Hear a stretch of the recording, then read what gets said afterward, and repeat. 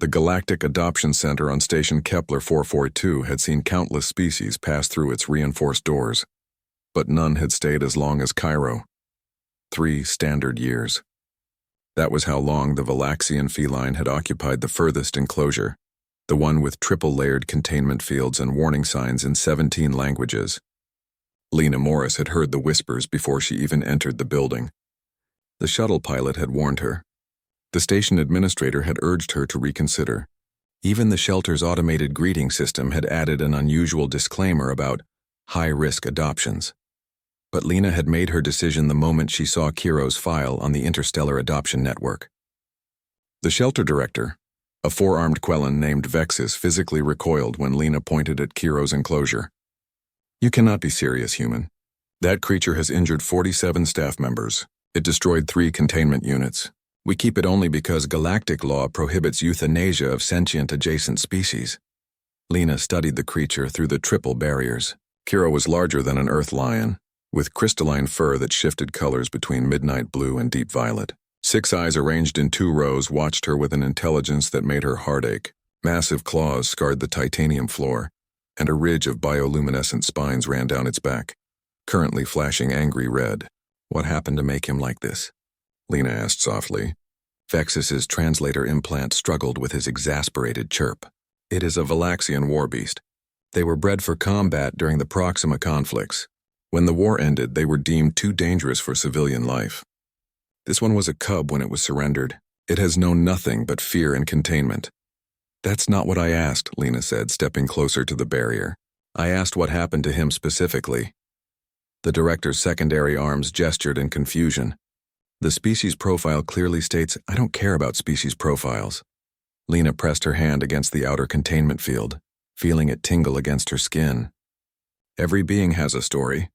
"What's his?" Vexus was silent for a long moment. Finally, he accessed a datapad with one of his lower appendages. Kiro was bonded to a child, a young Valaxian girl named Sarah. When the mandatory surrender orders came through, she refused to give him up. There was an incident. The authorities stunned them both. The child was taken to a rehabilitation center. Kiro was brought here. That was 3 years ago. Inside the enclosure, Kiro's spines flashed a deep, mournful blue. "He's grieving," Lena whispered. "It is dangerous," Vexus countered. "Humans may have a reputation for compassion, but even your species has limits. This creature will kill you." Lena turned to face the director fully. "I lost my daughter 5 years ago. Cancer, she was 7. Her voice remained steady despite the weight of the words. "I know what it looks like when someone is dying inside. That's not aggression in there. That's a broken heart. Your emotional assessment does not negate physical danger. I'll sign whatever waivers you need. Full liability. No claim against the shelter or the Galactic Coalition." Lena's jaw set in a way that made even the experienced director hesitate. "I'm taking him home." The processing took 4 hours. Lena signed documents in languages she couldn't read, accepted responsibility for potential property damage across multiple star systems, and received enough warning pamphlets to fill a cargo container. When they finally opened Kiro's enclosure, 12 armed security personnel aimed their weapons while Vexus operated the controls remotely from behind blast shielding. Kiro emerged slowly, his massive form coiled with tension. His spines blazed red, and a low harmonic growl resonated from his chest cavity. Every being in the facility backed away, except Lena. She sat down on the floor cross-legged 5 meters from the enraged war beast. She didn't speak. Didn't move. Just sat there with patient, open body language, the way she'd once sat with her daughter during her worst nights in the hospital. Kiro's growl intensified.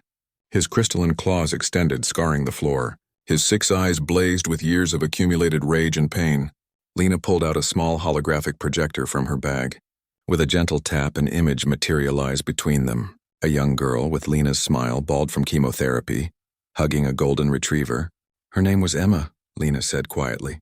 She loved animals more than anything. When she got sick, our dog Max stayed by her bed every single day. Even after she died, Max would wait by her door. A tear traced down Lena's cheek. He waited for 2 years until we lost him too. I know what it means to love someone you can't have anymore. I know what it means to be angry at the universe for taking them. Kiro's spines flickered between red and blue. I can't bring back your Sarah, Lena continued. And you can't bring back my Emma. but maybe we don't have to be alone with all this pain.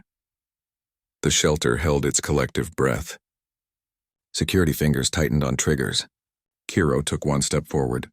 Then another. His massive form moved with surprising grace until he stood directly before Lena. His 6 eyes studied her with an intensity that would have terrified anyone else. Then slowly, the bioluminescent spines along his back shifted from red to a soft, gentle gold. A sound emerged from his chest, not a growl but a resonant purr that vibrated through the floor. Kiro lowered his enormous head and pressed it against Lena's shoulder. She wrapped her arms around his crystalline neck and felt 3 years of his anguish shudder through his frame. Her own tears fell into his shifting fur as she held the most dangerous creature in the shelter, and felt him finally, release his grief. Fexus slowly emerged from behind the blast shielding, all 4 arms hanging limp in shock. In all my years, I have never seen... Humans have a saying, Lena murmured, still holding Kiro. The most broken things need the most love. You saw a monster, but monsters are usually just hurting souls that nobody took time to understand.